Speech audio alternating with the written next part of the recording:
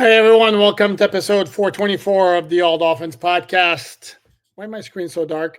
I'm joined today at somebody who's got a much lighter screen, Adam Beasley from Pro Football Network. How are you, Adam Beasley, with a much lighter screen than mine? I just radiate positivity, I guess. You're shining light upon this dark season. Is that it? Yeah. And also, like, my paleness contrasts with my shirt, so you might be picking that up too. Okay, and I don't know what's going on with mine here. By the way, I just want to address something very quickly because yes, I do read the comments that you find folks leave, and appreciate those. Appreciate even more you guys checking out the podcast. Somebody asked me to please stop popping when I talk. The second I figure out what the hell that means, I will work on it. How's that? Bees, any idea what popping when I talk means? I don't know. But just don't do it. If you do it during this podcast, I'm going to be absolutely pissed. Okay, there, Bad Allen. Okay, today is December 5th, 2024. September 5th. December 5th, 2024. Got a hell of a Thursday night game, which probably should be better than the one we saw last Thursday night, which involved, the Dolphins and the Green Bay Packers, who are playing again tonight against the Detroit Lions in what should be a good game. Would it make Dolphin fans feel better, you think, if the Packers actually went out and beat the Lions tonight, which would not shock me? I think the Packers might be a sleeper Super Bowl contender, man. Mm-hmm. Their advanced metrics are so good. I think they're fourth in our latest power rankings, which isn't it's objective, it's not subjective. I think they're a complete team, and Jordan Love just has to make enough plays. He doesn't have to be a superstar. He just needs to make enough plays, and he's been doing that in a big way. I think that defense really showed me a lot. I mean, certainly playing in the cold had something to do with it, but the Dolphins just had no fight in the trenches at all. The Packers handed them their lunch, and I think that's sustainable in the playoffs. And the flip side to that question is then, can the Dolphins rise to that level? Because they certainly weren't at that level. And I don't care about the final score being 30-17, which doesn't look that bad. It was 27-3 midway through the third quarter. So that was not a close game. No, they were completely non-competitive for large stretches of the game. Well, we can talk about a lot of things, and toughness was like the buzzword of the week, right? And Anthony Weaver today addressed it today and said, no, the missed tackles weren't a function of being soft. It was more technique. My argument, Alan, and I'll see we get your thoughts on this, is if you stop moving your feet because it's cold and it hurts, isn't that softness? I mean, yeah, they did not try to tackle, but they definitely didn't try 100%, and they didn't do just the fundamentals of what it comes to being a good defense. So, look, if it happens once, it's a one-off. If it happens twice, you start to scratch your head. If it happens how many times now? Like, I called it up. I wrote a column about this yesterday, and the numbers are absolutely wild of how bad they are in certain circumstances. They are 10-14, including the playoffs, when the opponent scores first, including 1-5 this year. So they're not a good team from behind. We'll begin with that. They're 5-16 against opponents who finished the season with a winning record. Average margin of defeat was 9.5 points. So they're not just losing; they're losing badly to good teams. 1-6 when temperature is 50 degrees or lower at kickoff. And here's something that's really, I think, the most damning of softness, and I think it's a real thing. Since 2022, which was Mike McDaniel's obviously his first year as Dolphins coach, in third or fourth and 2 or less. So true short yardage, 3rd and 2, 3rd and 1, 4th and 2, 4th and 1. Those are the 4 downs and distances we're talking about here. The Dolphins are 32nd out of 32 teams in conversions at 50%. And here's really what will make your jaw drop. The rest of the bottom 5, the Browns, the Patriots, the Jets, and the Jaguars. If that's the company you're keeping, and I don't know if that's the most important stat in football, but it's a hugely important stat.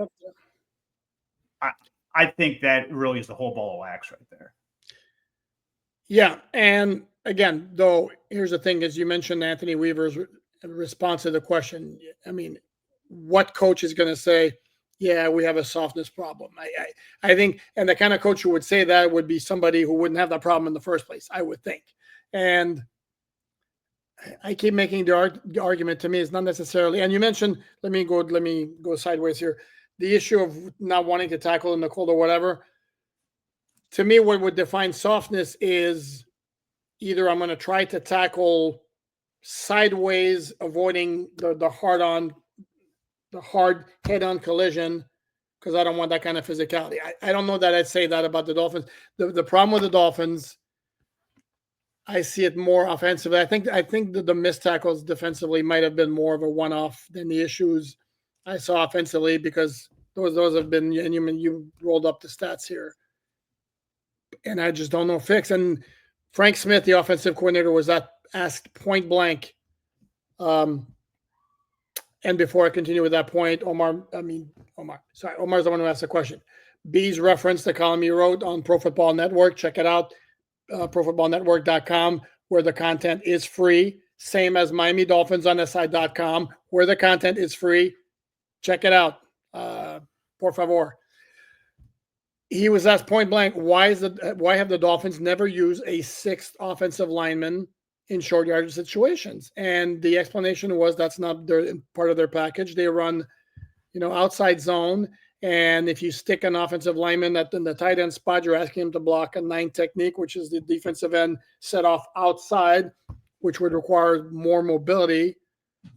This is where maybe, I don't know, maybe I'm being ignorant here, but do you have to run outside zone in every single solitary running play in short yardage situations? Well, you do when you have a 280-pound center, right? And that's kind of what we're getting back to. They built their offensive line in a way that you're going to have explosive plays. You're going to be able to get to the second and third levels on running plays not more often than not, but more often than other teams, because you have guys that have that athleticism that are able to do those things. The flip side is you can't line up and beat anybody's ass. And that's a big, big problem. I mean, I got to go checking the scales of Robert Jones and Liam Eichenberg. I think Eichenberg slimmed down, right? Like he looked from early in his career to see him in the locker room now, he looks transformed. Yep. And I'm sure he did it because they told him to, right? They told him to, like, you want to be an starting offensive lineman and starting guard for us, you're going to need to be able to run those stretch plays. And I get it, but the flip side is you just got no cojones when you need to. And that's really, really tough for an offense to live in. Like, they are totally the anti-Eagles. 3rd and 2 and 3rd and 1 is a gimme. That's a layup for them, simply because of how they're built. They have a quarterback that squats 700 pounds or whatever. And they just shove people into the end zone. They shove people past the sticks. And like, here's a fun exercise. Who's the most physical player on that offense? On the Dolphins? Yeah. Oh, that's a great question. Man, that's a good question. I mean, it might be Julian Hill and Alec Ingold, maybe. Yeah, Ingold, maybe. But Julian Hill. That's about the only thing that Julian Hill does well is, physicality. Technique and discipline really aren't his strong suits. I don't know. And okay, here's the chicken and the egg question for you. And I apologize that this is ground you've already covered this week. Is this team a reflection of its head coach, or is the head coach coaching to his players? Like, is this team finesse because their coach is a finesse coach, or hey, this is the personnel we've got to make the most of it? I guess the question is toughness trickle down or trickle up? Like, does that start with the attitude in the locker room, or does it start with the attitude in the coach's suite? Yeah, no, that's a good question. I think, like, when they hired Mike McDaniel, if we remember, Mike McDaniel's forte was the running game with the 49ers, but he got hired February of 2022. A month later, the Dolphins get the opportunity to trade for Tyreek Hill, and we can debate. That's another good discussion we can have. Dolphins make the move to get him, and now you have Tyreek Hill on one side, Jalen Waddle on the other, and at some point it's like, and then you have Tua, who does have some passing ability, and all of a sudden Mike McDaniel's like, that needs to be the focus of the offense. And I think at that point, that's kind of like, adapting the scheme to the talent. Sure, but the Kansas City Chiefs had Tyreek Hill, and you didn't worry about them picking up a third and short. Oh, sure. I just, Yeah. I don't like, to me, and again, your viewers probably agree. Tomorrow, like Thanksgiving, kind of felt like, okay, that's it. Like we've seen what this core is going to do, and for me, I think if they talk themselves into running it back, they're going to make obviously changes in the margins, going to bring in a bit more offensive line help, probably another defensive tackle, certainly need more safeties. But the entire identity of this offense, or this team in general, to be honest, if they run that back and this is what they try to do again next year, I feel like they haven't learned from their mistakes. Like I feel like so much was built into that Packers game.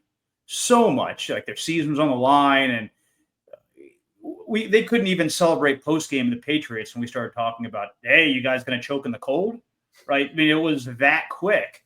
Yeah. And they did. They choked in the cold. That's what they did. They went up against a good team, a very good team, on the road in prime time in less than ideal circumstances, and they looked like crap. And if it was just once this has happened, I could forget. This is who they are. And I don't know what the change is unless they do drastic changes. Okay, except to me, I don't know if it's as much cold weather as really good opponents late in the season.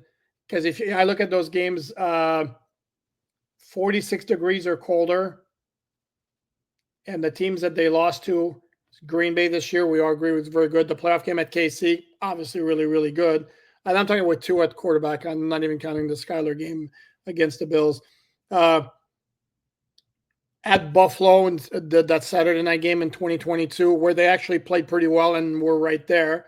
At Tennessee in 2021, and that was the year Tennessee had the number 1 seed in the AFC playoffs. And then the 2020 season finale at Buffalo again. To me, it's an issue of in no circumstance in any of those games were they able to measure up. The one game that was closer, that wasn't against that kind of opponent, was when it was freezing on Christmas Day here when they lost to Green Bay, which wound up missing the playoffs that year.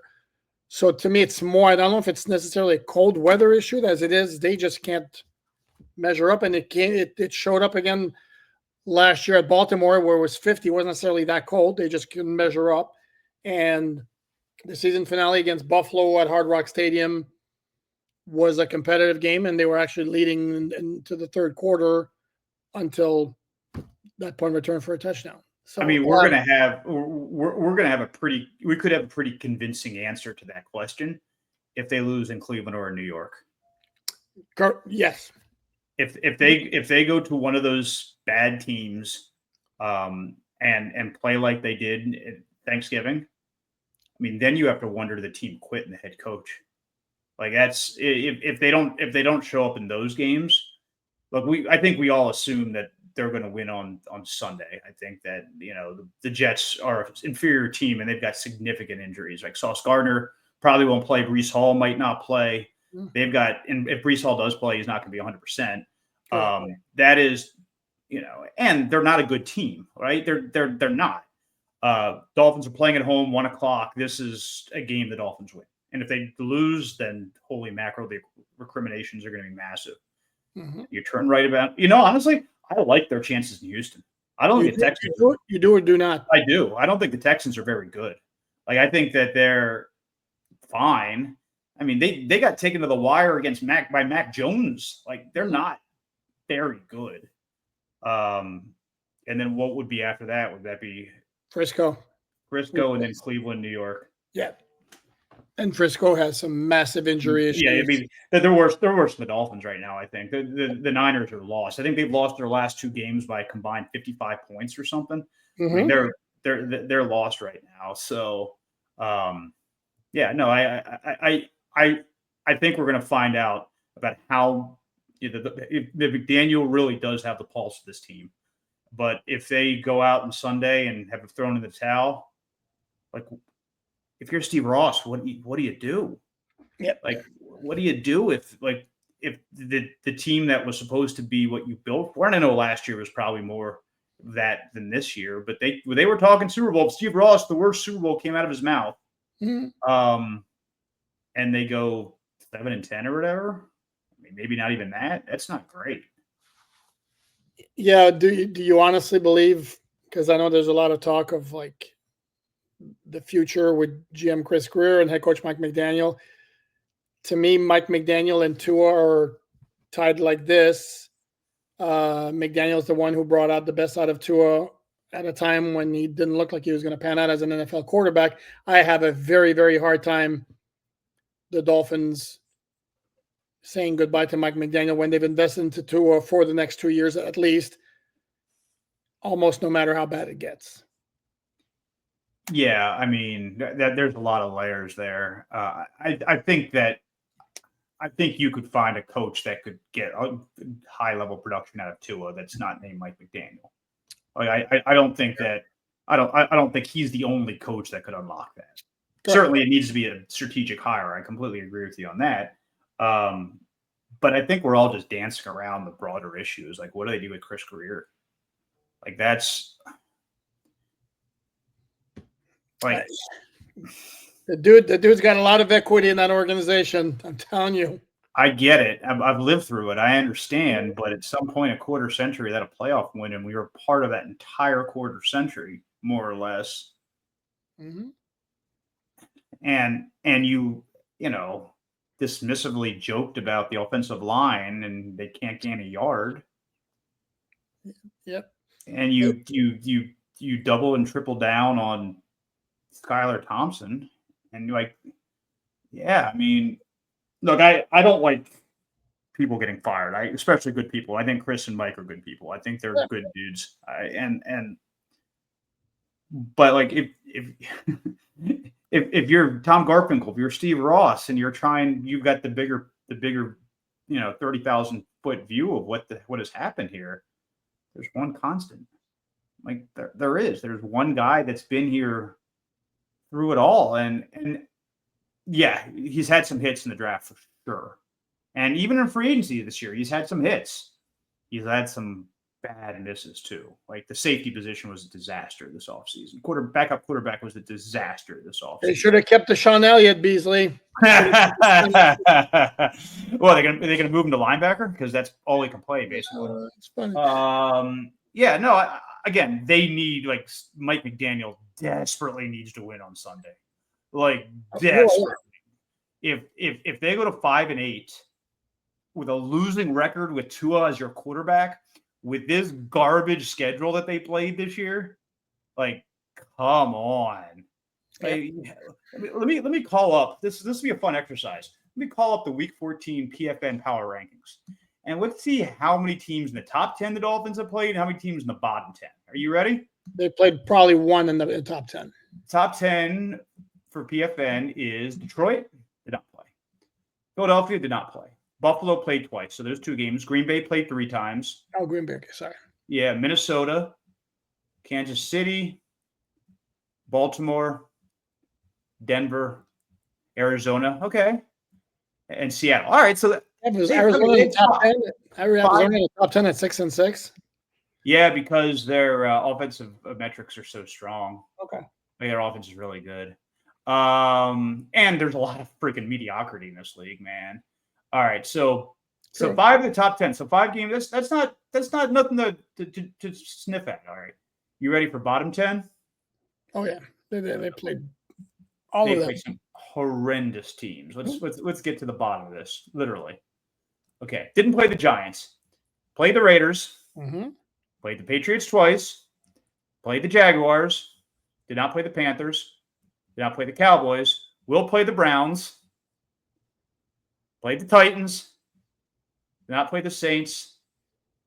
Did not play the Falcons. All right, 6. And then you got 2 against the Jets.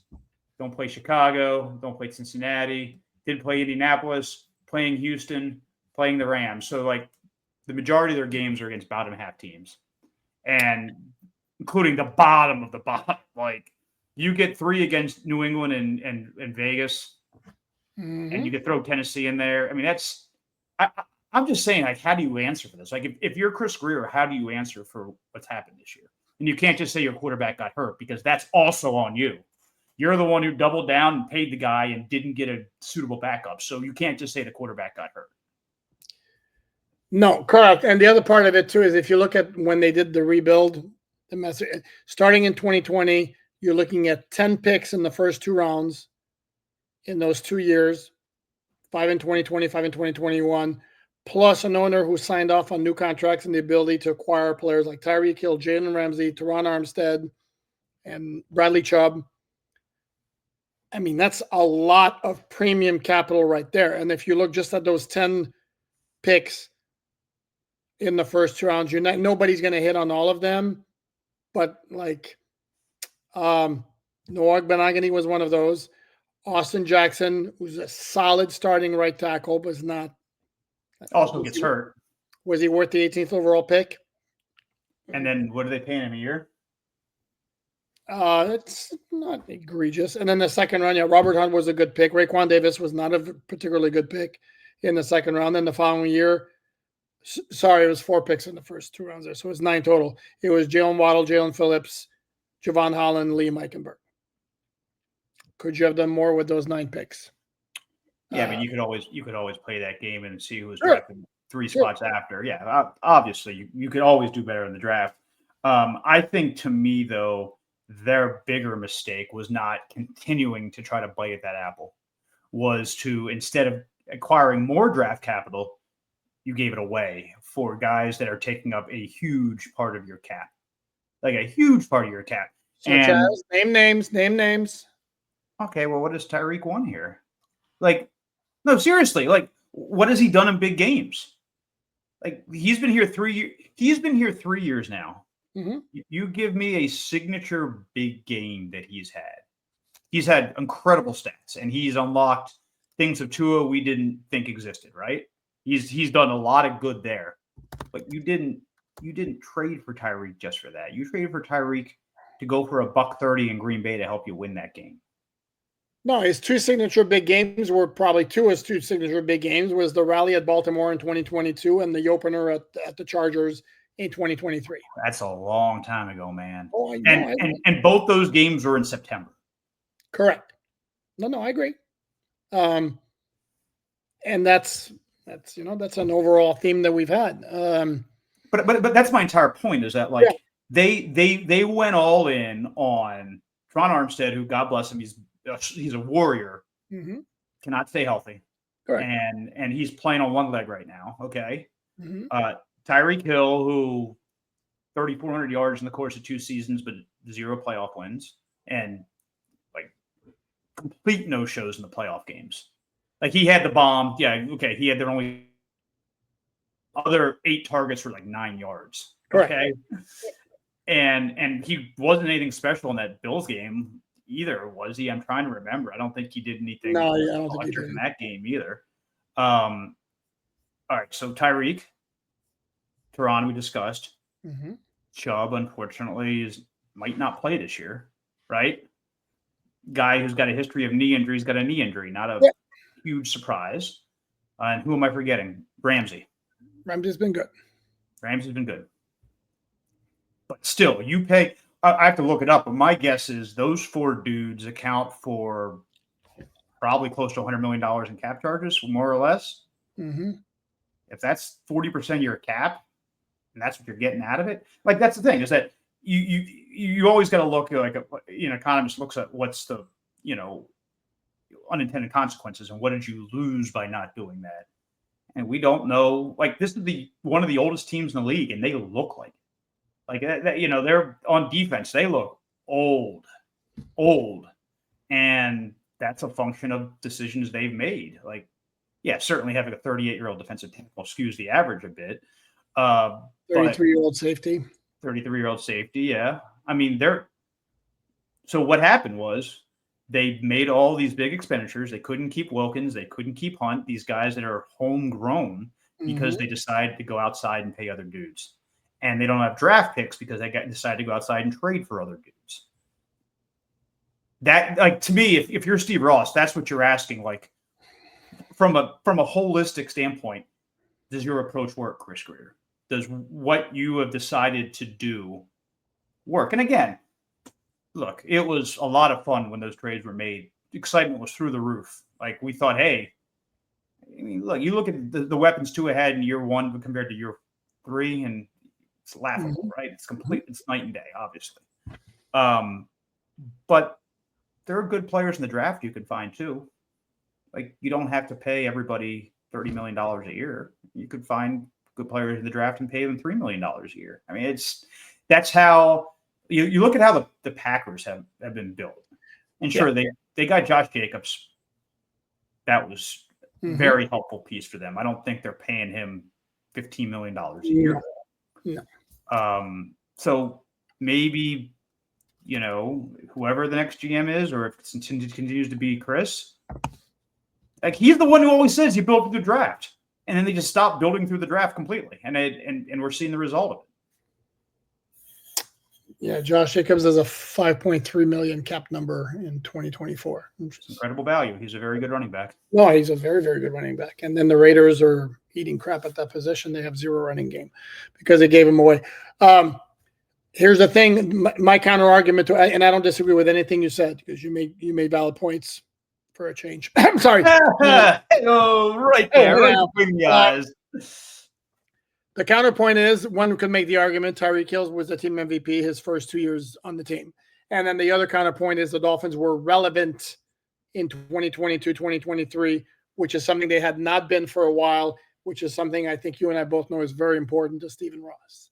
So from that standpoint,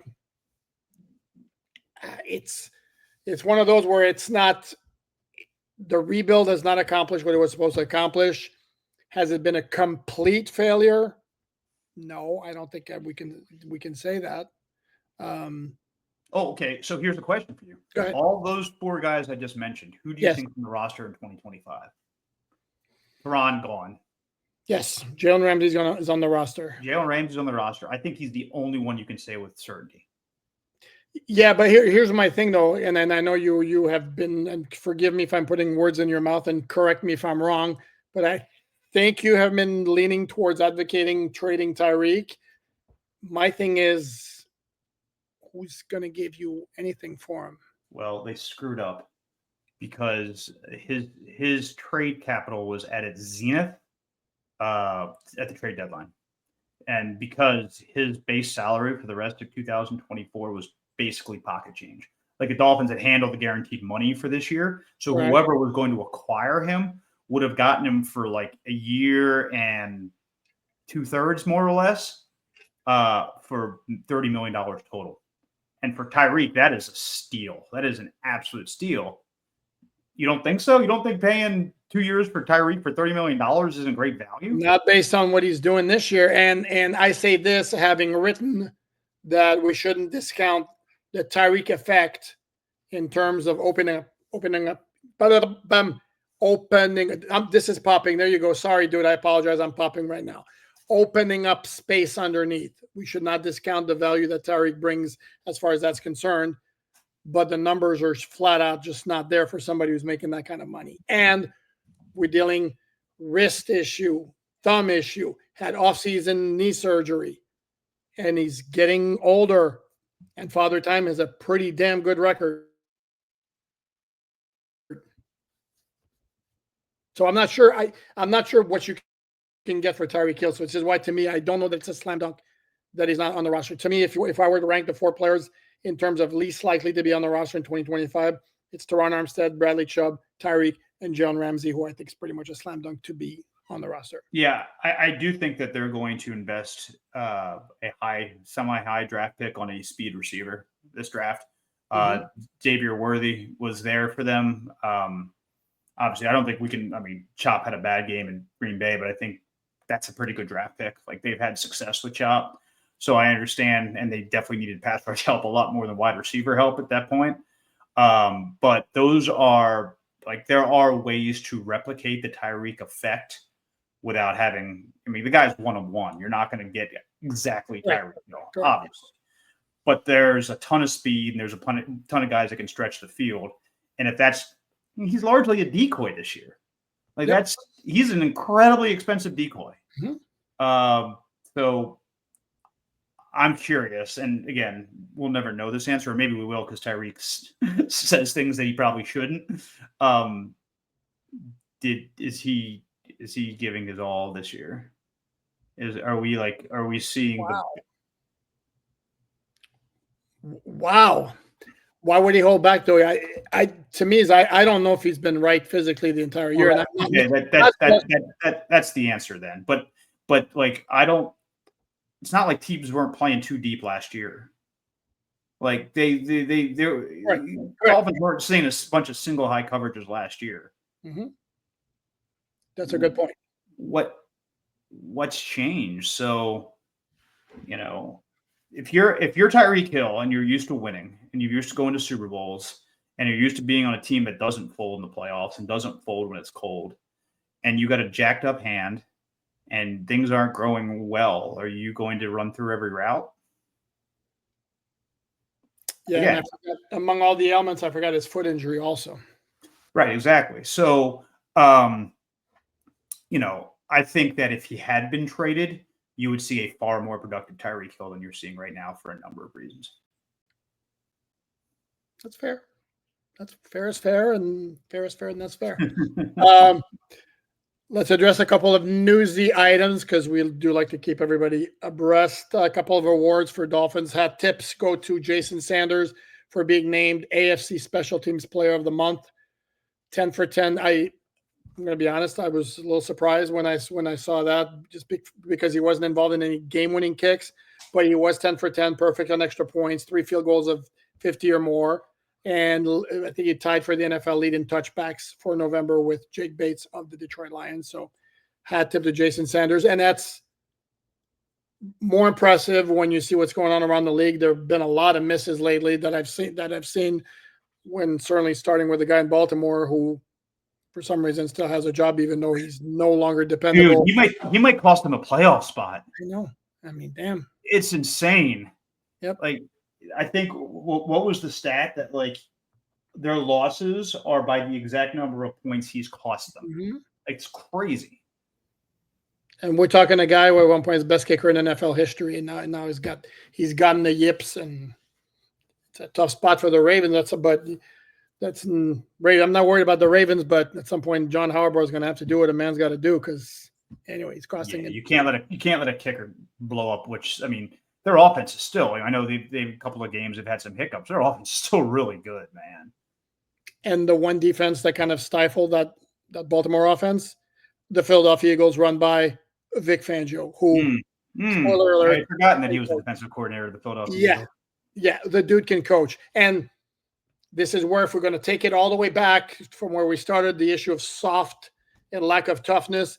Remember, some Dolphin players didn't like Vic Fangio because he was grumpy old man and all that, and he wasn't like the guy with a soft touch or whatever. Well, whatever his method certainly working in Philadelphia. So, and then the other hat tip goes to Alec Ingold, nominee once again for the Dolphins nominee for the Walter Payton Man of the Year Award for all the good work he does in the community and through his foundation. So major hat tip to you, Alec Ingold. Congratulations.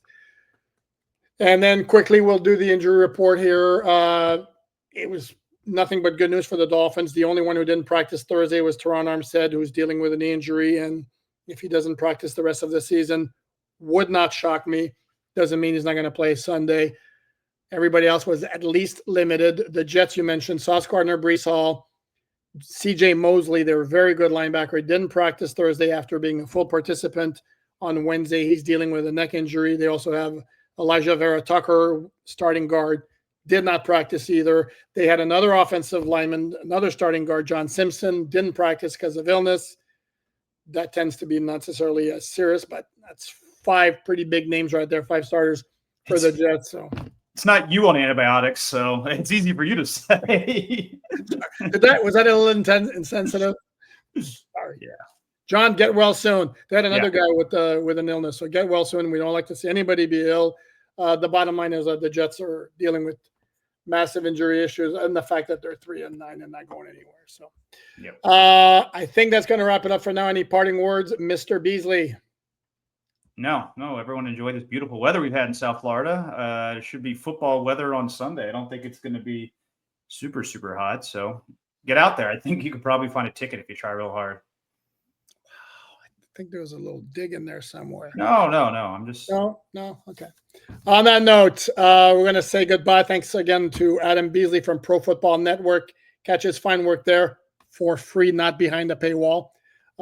Catch my work on Miami Dolphins on SI.com for free, not behind the paywall. And thanks as always for watching this episode. Please like, subscribe, all that good stuff. And we will catch you tomorrow. Thanks, everyone.